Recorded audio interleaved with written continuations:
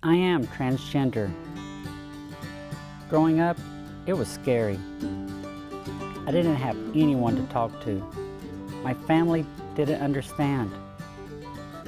It's a struggle to be real. Society, for some reason, doesn't want people to be real. I've come across a lot of transgender children in the world, and I want to do everything in my power to make sure that they don't go through the things that I went through. It doesn't matter what gender you are. It doesn't matter what you look like. It just matters, are you a good person? I want someone to know it's okay to be transgender. It's okay to discover that you're not transgender if you think you are. It's okay to be gender fluid. It's okay to be gender neutral. It's okay to be gender non-conforming. It's okay to be male. It's okay to be female. It's okay to be gay, straight, lesbian. It's okay. Just please be a good person. Be kind.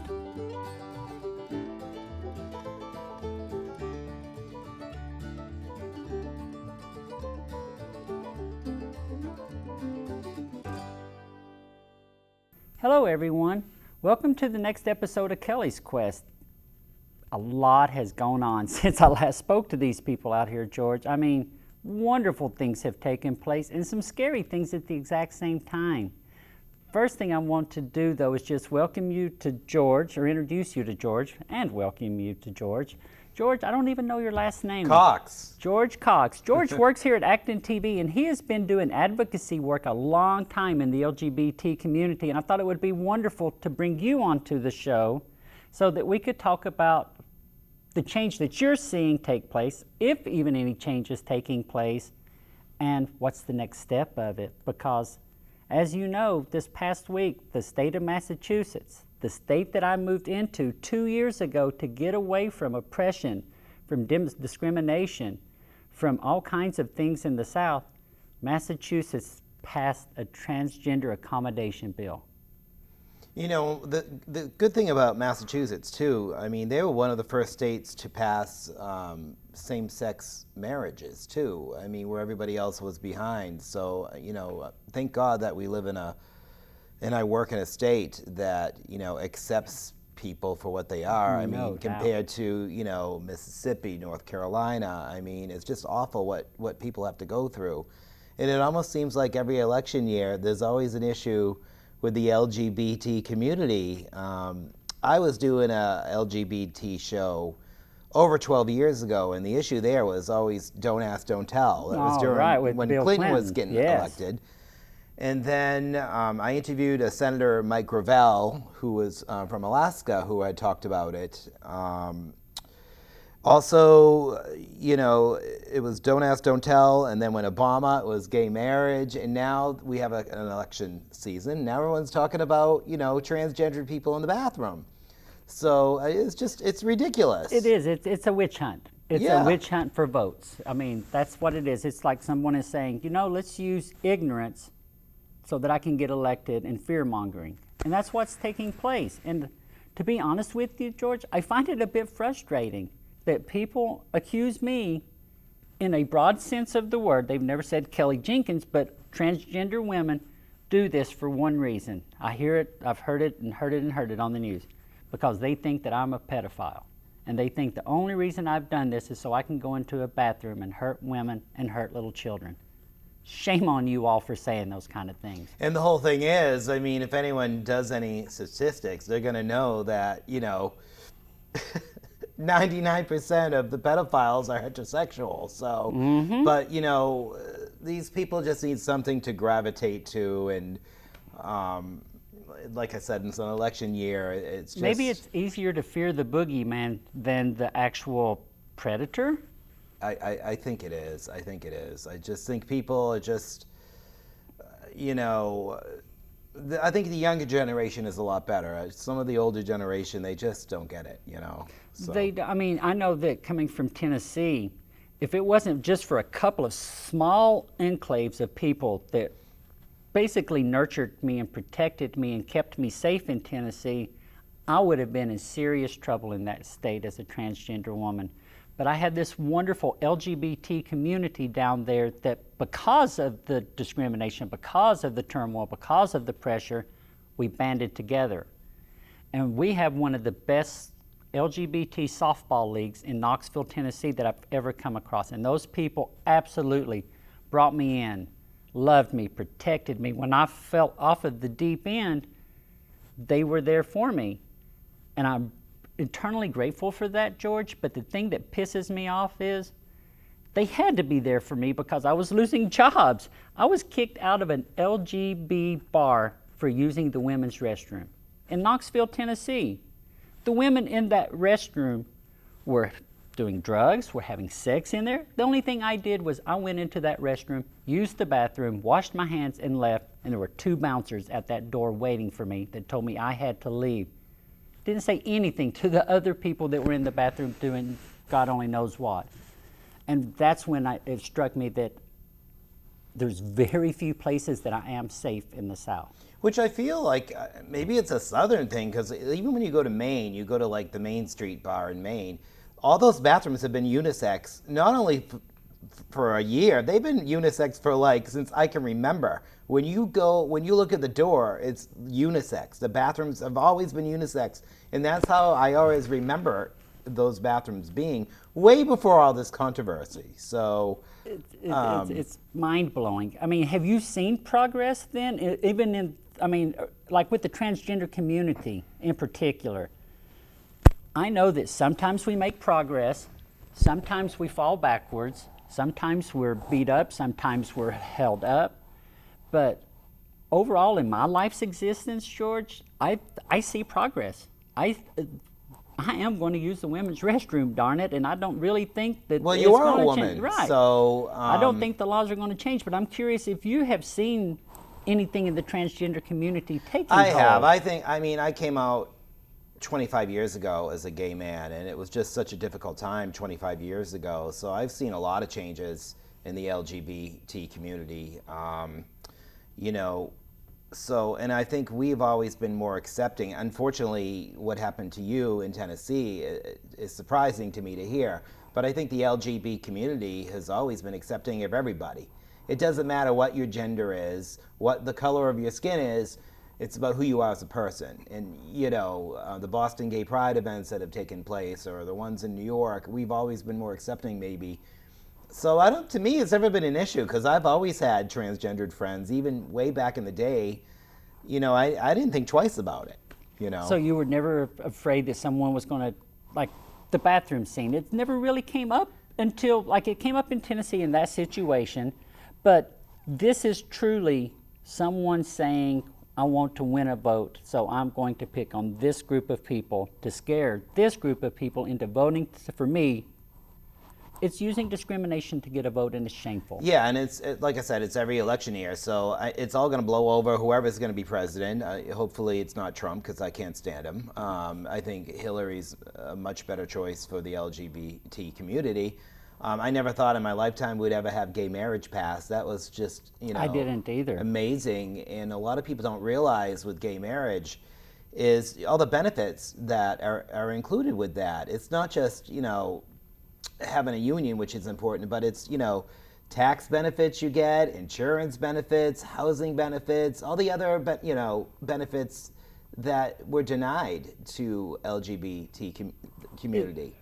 It's absolutely amazing. I mean, it is. Those benefits are equal. I mean, I don't understand how you can give a group of people this right. You can marry, now you can have tax breaks. If your spouse gets sick, you can go to the hospital to see him. But, oh, sorry, we're not letting you do this. But a lot of times, I think a lot of people were taking that for granted. You don't realize until you're a gay person or LGBT person, a lot of heterosexual people, you don't realize, what you can what they take for granted, like that we were denied for so long. So I do think, we are going to come around. I think there's so much anti-legislation against North Carolina, I believe, right? Yes. I think it got them into a lot of heat. You've got a lot of people who are boycotting North Carolina now.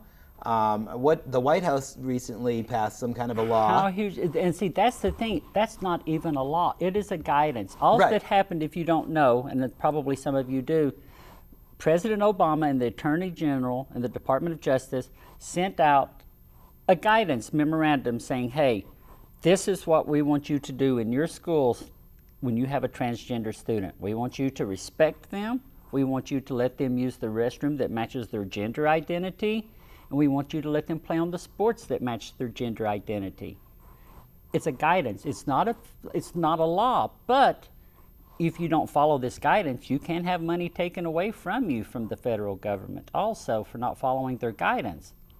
And it's just, that was one of the happiest days in my life. When I saw our Attorney General stand up on stage and say, I'm talking to you, transgender people of America, I want you to know you're not alone. I'm gobsmacked that it happened. Hey, just like you never thought that gay marriage was going to happen, I never thought in my life I would be considered an equal anywhere in this country. And it's happening. And I remember way back growing up, there was a famous tennis player that was transgendered. Wasn't Renee there? Richards. Renee Richards. Uh-huh. And that was the very first time. I was very young at the time. What was it, like 1978? That was 76. 76. I mean, I didn't know what that was. I mean, that was a shock to the world, Mm-hmm. you know. And here we are all these years later, and people are still, having issues. It makes no sense. We have made a long progress, but I do feel some of these states, it just behooves me. I mean, and here's the thing with Massachusetts, George, it is not the precedent setter on transgender accommodation bills. I think we're the 18th state in the nation that has passed transgender accommodation bills. And you can go ask any of those states if they've had any problems. None. Right. And None. I know you got all these people that are boycotting Target now, but I applaud Target for just coming out and saying, hey, we accept transgendered people, to use the bathroom of their choice. And you have all these people on social media who are just making these crazy viral videos. It's just, I look at this stuff and it's outrageous to me that this is happening now in 2016. It's sometimes, I know that to make progress, the more pushback you get from people, the more progress you're going to make. Mm-hmm. And we're getting a lot of pushback, so I know we're making a lot of progress. And I hope it doesn't go to the Supreme Court to decide where I have to pee and poo. I'll be perfectly honest with you. If that happens, that's got to be one of maybe of the low points in the United States history, that something like that makes it clear to the Supreme Court. And that's what North Carolina wants to do.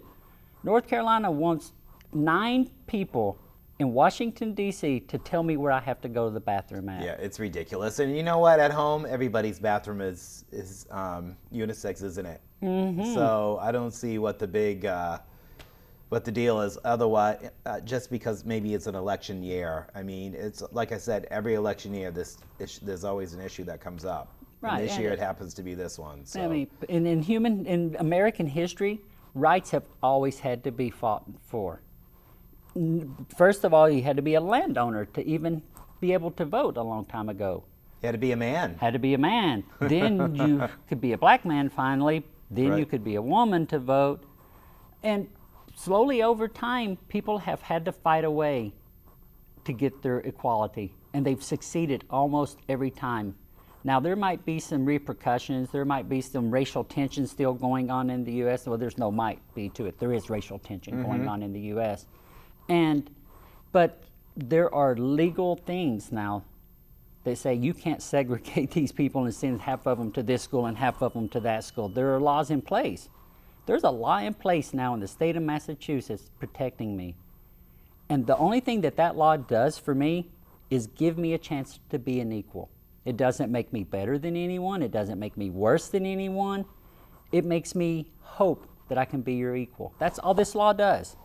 Yep. And I just remember even like 12 years ago, I was doing shows about this. I used to produce a show called ActonTV that won a huge award for the Cable Alliance Awards. Say Tonic TV? Tonic TV, Okay. yeah. We won, we were the first LGBT show ever to win Best of Show of the awards for 2005. Oh, nice. Congratulations on that one. Yeah, and, you know, so to me, you know, I can't believe 10 years later it's still a big controversy. You know? Is it disheartening in a way, or is it just, does it make you pick up your bootstraps and say, okay, there's more work to be done? Well, I'm glad to see a lot of the backlash against North Carolina and stuff, because people, I do believe people are more open-minded nowadays. I know even, you know, 20 years ago, I wouldn't be out at work.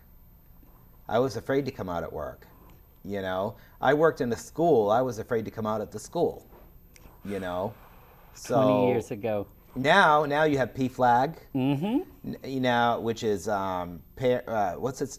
PFLAG. I talked with a gentleman that works for PFLAG, and he says that the acronym, they're kind of moving away from what that acronym stands for now, and it's just PFLAG because it represents more than what the acronym originally stood for. No, but I was so surprised, even at the school that I worked at, you know, they had a Gay Straight Alliance. You know, it's like back when I went to high school, you never said a word about. Oh no! You never came out. No. I graduated in 1985, so I mean, it was, you know, you'd be the kid who was bullied if you were the out gay kid. Mm-hmm. You know? I hid very, very deeply in high school that I was transgender and tried to become as butch as I could. Of course, you can't really hide your true self. You can try, so I would sneak off during school and paint my nails and things like that. But I would have never have thought that in high school I would have had when I went to the restroom in high school, I hated it because I was going in there with a bunch of boys and I wasn't a boy, and it pissed me off every time I did it. And there's no other way to put around the fact that when a transgender person goes into a restroom, they're doing it to go to the bathroom. I mean, that's shock. I know, but you know, you get these people who hide behind the Bible and make every excuse in the world for hate. It's disgusting to me. The one now is that they don't want the federal government telling them what should be states' rights. That's how they're arguing that I should have to go to the bathroom in the men's room, is because it goes against states' rights for the federal government to intervene. Well, there's always going to be homophobic, transphobic people out there. Yes, there are. So, I mean, no matter how many laws we pass that are for us, there's always going to be people who are against us. Yes, there are. So I think that we have a tougher skin than most because it's built in us. Yeah, you have to Am survive. I correct? You do. You have to survive. And that's what I did. I survived in Tennessee, and I move up here, and I do, even though there are transphobic and homophobic people here, I'm thriving in Massachusetts. I was surviving in Tennessee, I'm thriving in Massachusetts. And it is 100% a concept that has been brought down from the government and higher above people that have embraced this idea and filtered it down to the public, or the public has embraced it and filtered it up to the government. Whichever way it's happened in Massachusetts, it's happened. Tennessee, I have so many friends that are ashamed of the state of Tennessee. Not the people, not the beauty of the state, their government, because of what they're doing. Yep, it's the old school people that are still in there, so they need to boot them out. They need boot to their vote asses them out and get some new blood in there. They you know? need to vote them out. Vote them out. I mean, that's if you want me to go use the men's restroom with you in Tennessee, men, that says something a lot more about you than it does me. If you feel like I should be in a restroom with you instead of women. And just this whole logic of, oh, if we pass this law, men are then going to take advantage of it and use, say, they're transgender to go into the women's restroom. If we use fear-mongering as a way to get things accomplished, I don't think a person that's under 12 years old should ever go to a church again based on the safety factor. I mean, if you're going to go that far extreme with it, why send a child to a church? There's pedophiles there. Oh my goodness, we can't let any kid go there. Right. That's not true. I don't believe that way, but based on their logic, that's exactly what they're saying. women shouldn't get married based on their logic because most domestic violence happens from a spouse. Well, I'm sorry, men, maybe you all shouldn't marry women. Maybe you shouldn't get to marry based on your logic because you all are dangerous and you've hurt somebody in the past. It's logic that makes zero sense. I think it's always going to be an ongoing battle, whether it's like gay adoption or even, you know, like the sports nowadays. How many out, look at the out football player. Michael Sam, I think his name. Yes. Mm-hmm. He got chastised for coming out. He was like one of the first. There's gay people in the NFL. There's gay people everywhere. And trans people, you know. Yep. But, you know, it's a hush-hush network. It's just, to me, I just can't imagine in this day and age that people still can't be out in who they are without being, you know, losing their careers. Right. I mean, this past was it last week or week before, George? I outed myself to the students at my school. Mm-hmm. We were having a discussion in world religion and social studies on Hinduism, and this whole topic came up about gender and the divine masculine and the divine feminine, and the topic of transgender came up. Well, I said, as a transgender woman, I find this fascinating. You know, just right there, right part of the project. I didn't stop the class and say, students, guess what? That wasn't how it happened. It enhanced the lesson, because I said, as a transgender woman, I find the fact that I can embody both the divine masculine and divine feminine at the same time in this religion fascinating. And then we went on to another topic. The entire reaction that I got, George, was one kid went up to another teacher and was like, why didn't Miss Jenkins tell us that she's transgender? Mm-hmm. They were jealous that I didn't tell them. That was the reaction that I got, and nothing else has happened. Good. I'm so happy this school that I work at is absolutely one of the most caring, nurturing. I truly feel like I can spread my wings at this school and make a difference in the world. And in Tennessee, I was afraid to go to the women's restroom because I was told I couldn't. So how in the heck could I be? Imagine if you were working in a school in Tennessee or North Carolina. I mean, what would you do? You'd be afraid to be who you are. You would have to be stealth. Yeah. And stealth, if you don't know, means and there are a lot of people who are like that still. Yes. You know? And stealth means that you don't let the world know that you're transgender. Some people can tell that everyone is transgender that's transgender. Other people can just go through life and people don't know they're transgender. And sometimes people choose not to tell that they're transgender for a myriad of reasons. A myriad of them. I did it because I was fearful of my life. I wanted to keep a job. I wanted to have friends around me. I wanted to be able to go play disc golf safely. So I just didn't tell them I was transgender. I just went and did these things. Up here, everybody knows. Mm-hmm. Every single person that I know knows that I'm transgender. Yeah, and it's not an issue. I mean, do you think, though, let me ask you a question, like the whole thing with Caitlyn Jenner. Do you think that opened the conversation, good or bad, with the transgender community? Because people really, the transgender community wasn't really so prevalent in the news and so prevalent in politics up until about a year ago. Mm-hmm. Am I correct? You're very correct. I think Caitlyn Jenner, whether you think she's good or bad for the transgender community, has started this conversation. Mm-hmm. I do think that, yes. So I think it just kind of opened the door, and it just, you know, here we are a year later with these people who are trying to pass these laws, and no one, it really wasn't an issue before. Mm-mm. You know, so.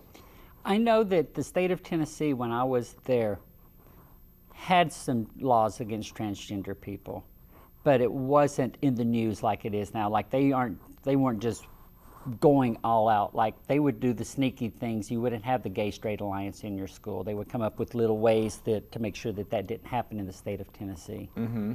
And things like that took place.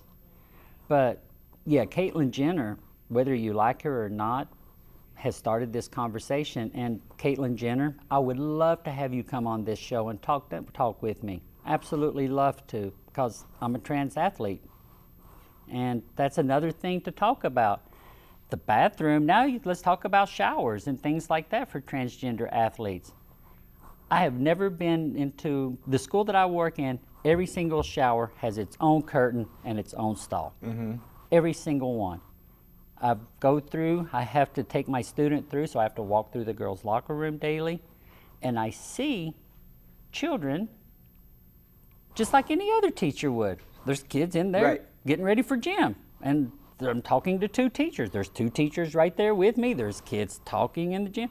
There's no way anything can happen in these locker rooms. Right. I mean, just come on, people. Enough's enough. We're just in there to get dressed for sports. We're in there to go to the bathroom, and that's it. People are people, so really, it shouldn't be an issue. You don't have to hide your children, or it really, people are people. They are. And that's the best way to say it. People are people. And I've met a lot of good people, George. There have been a lot of good people in my life. And I can only hope to meet more of them, because there's laws in place that allow me to grow and thrive and go out in public now and live a life. And just to be able to do that is something that everybody else takes for granted, and I don't even know where to begin. I think people are scared right now too, because they don't know like who's going to be president, because it's either going to be this or this. It's not going to be someone in the middle this time. There is a So we're all like, it's either going to be Trump or Hillary, and I think people are just so scared right now because they don't know. I mean, I'm terrified. What's going to happen with these laws? I mean, who am I to judge? I'm a Hillary supporter, of course, but it's either one extreme or the other this election year. It scares like me. I've never seen. It's like one end of the scale to the other. You know, something's happening. So in a lot the of US. LGBT community, we're scared. Yes, you know, mean, that's is gay a marriage beautiful- going to get reversed? Are the bathroom laws going to get reversed Are if they this gonna one make, gets elected? Are they going to make it illegal to get pills if you're transgender? Right, Hormones. right. I mean, you said it perfectly, George, and I think that's kind of the way I want for this episode, the Kelly's Quest, to end. In the restroom, America, transgender people are more afraid of you than you are of us. I guarantee it. We are more afraid of you when we're in the restrooms. But we're also in there just to use the restroom. Right. George, thank you so much for coming on to this episode. Anytime. I know this one, I had a little bit of a fire in my belly about it, because it bugs me that people are accusing me of being something I'm not. Unless they accuse me of being like the most beautiful woman on the planet, which I'm not, then I can handle that one.